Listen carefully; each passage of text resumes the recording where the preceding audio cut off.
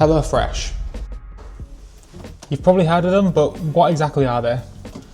HelloFresh is a meal kit delivery service that, according to their website, provides pre-measured ingredients and easy to follow recipes so that home cooks can prepare chef-catered meals in the comfort of their own kitchens. But the question is it even worth it? Well, I've ordered a box, it's about to be delivered, and for the next week I'm going to be eating exclusively HelloFresh meals and letting you know if it's worth the hype or if it's a waste of money. And because I'm definitely not useless at this whole YouTube thing, I definitely didn't forget to film the unboxing, and this next clip definitely isn't a dramatic reenactment.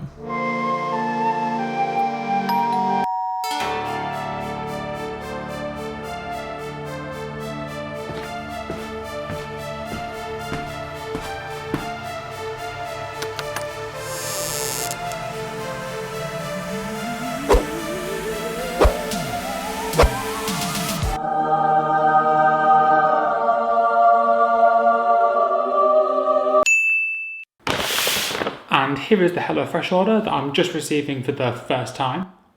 Let's open it up, take a look what's inside. 1, 2, 3, 4, 5 meal kits.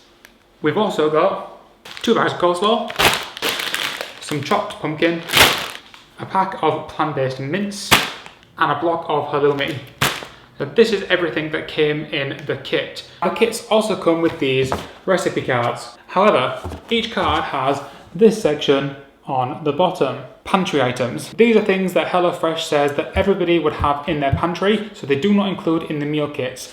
However, I've had to go out and buy white wine vinegar, sesame oil, golden syrup, and brown sugar, all at an additional cost of $14.69. Now, I did not have these things in my pantry. Maybe I'm the weird one, maybe everybody else does. But either way, that was an additional cost that we do have to factor into the overall value of this recipe kit. But enough with the negativity, let's have a look at the recipes that I have got.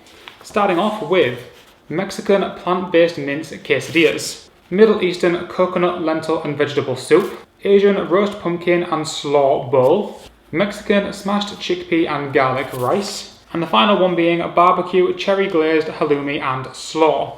Now, anyone that knows me is probably thinking already, hang on a minute, you don't eat cheese. That is correct. However, other meal kits that I've tried like this before in the UK have considerably more plant-based options than HelloFresh seems to. So I did order all of the completely vegan recipes that they had, but the rest of them were only vegetarian. So whilst I will not be eating things like the halloumi, that's going to go to my partner, so it won't be going to waste, and I've decided I'm going to replace it with tofu instead when it comes to making that recipe. So we've got our order, we've looked at our recipes, we know what we're cooking, but how are we going to decide whether or not it's worth it?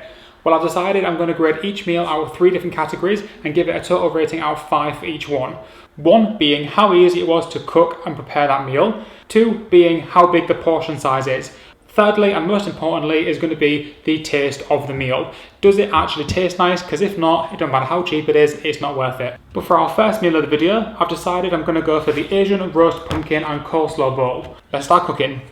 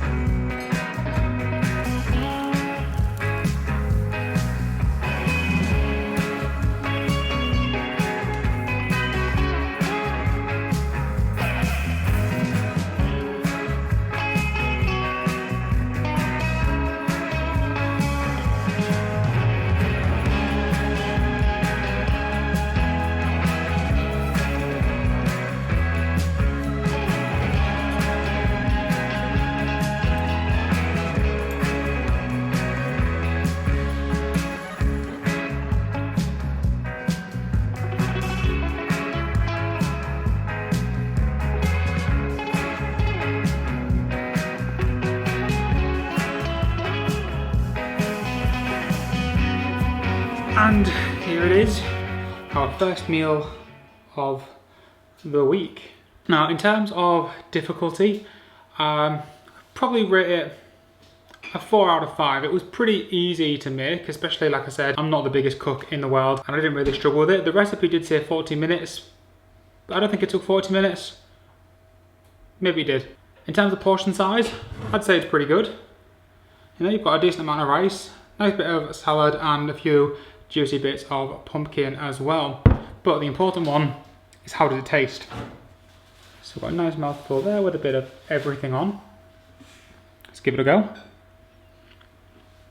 As far as taste goes, not something that I ever would have thought I'd chosen myself. I'm not generally a big fan of pumpkin, so I'd give it a 4 out of 5 for ease of cooking. I'd give it a 4 out of 5 for portion size, and I'd give it a 3.5 out of 5 for taste. First night's off to a good start. Let's see what tomorrow brings. We have got left our Mexican smashed chickpeas, Mexican plant-based quesadillas, Middle Eastern coconut, lentil and vegetable soup, and the barbecue cherry glazed halloumi and slaw. I think I'm going to go with this one. The Mexican smashed chickpeas and garlic rice. Although the one I had last night did have garlic rice with it. It'll keep the vampires away, it's fine. We're going to go for that one tonight, so let's get cooking. Wow, that was easier than yesterday's. No, I'm joking, I still have to cook it. Look, here's the picture for proof. It's time for the taste test. Once again, we've got a bit of everything. Now this is much more up my... oh, spicy. Now this is much more up my alley than what yesterday's was. Whilst I was being generous, giving it a 4 yesterday, this absolutely slaps. This is a 5 out of 5 for flavour, no questions asked. 4 out of 5 for cook time, 5 out of 5 for portion size, definitely a 5 out of 5 for taste. This one's the winner so far. Which one to make? Which one to make? This one. 40 to 50 minutes. That simply won't do.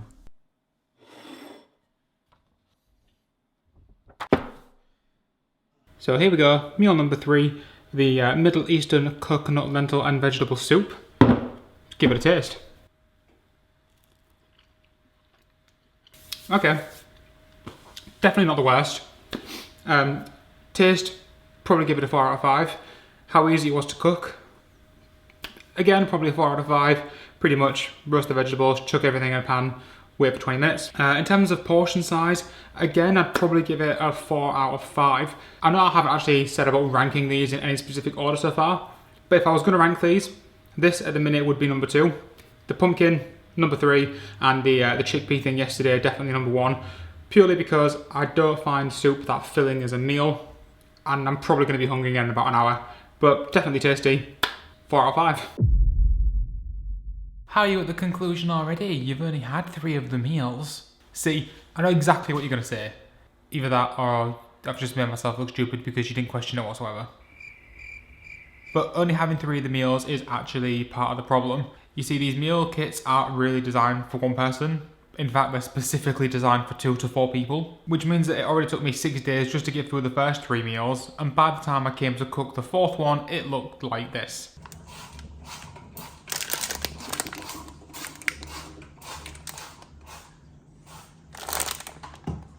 So unfortunately, I'm not going to be able to make the rest of the meals, and I'm just going to have to give you my thoughts on the ones I have actually tried. So, first of all, were the meals actually even good?